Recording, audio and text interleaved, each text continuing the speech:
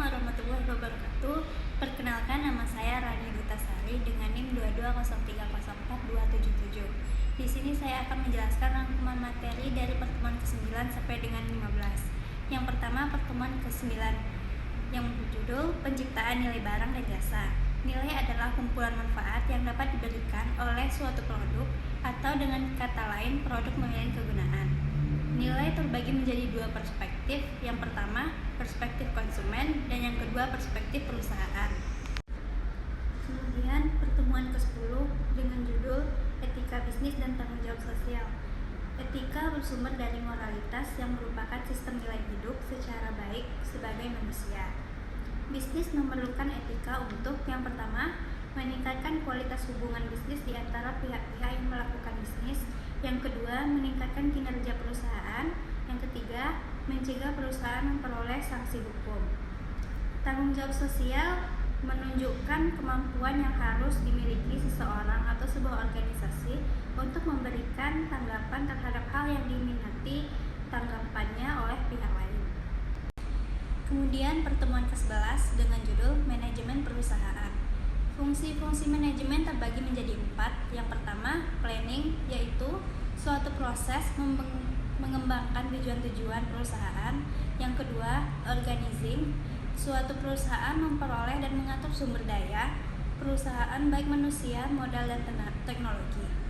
Yang ketiga, leading atau directing, yang bertujuan untuk memberikan panduan pada karyawan. Yang keempat, controlling, yang merupakan bentuk pengawasan dan kontrol dari manajemen terhadap kegiatan organisasi. Kemudian pertemuan ke-12, fungsi perencanaan atau planning. Fungsi perencanaan merupakan sebuah proses yang dimulai dari penetapan tujuan organisasi, menentukan strategi untuk pencapaian tujuan organisasi secara menyeluruh, serta merumuskan sistem perencanaan. Perencanaan dapat dilihat dari 3 aspek. Yang pertama, proses, yang kedua, fungsi manajemen, dan yang ketiga, pengambilan keputusan. Setelah itu, pertemuan ke-13 dengan judul Fungsi Pengorganisasian. Proses pengorganisasian merupakan kegiatan utama yang harus dilakukan para manajer dalam kegiatan pengorganisasian. Proses pengorganisasian memiliki 5 tahapan. Yang pertama, pembagian kerja. Yang kedua, departementalisasi. Yang ketiga, pengembangan hierarki organisasi. Dan yang keempat, pengisian jabatan. Kelima, pengkoordinasian. Kemudian pertemuan ke-14 dengan judul Fungsi Kepemimpinan. Kepemimpinan merupakan suatu proses yang dilakukan manajer perusahaan untuk mengarahkan dan mempengaruhi para bawahannya dalam kegiatan yang berhubungan dengan tugas.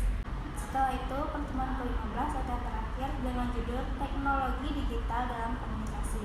Teknologi digital merupakan suatu alat yang tidak lagi menggunakan tenaga manusia secara manual, tetapi lebih pada sistem pengoperasional otomatis dengan sistem format yang dapat dibaca oleh komputer. Sekian penjelasan materi saya. Assalamualaikum warahmatullahi wabarakatuh.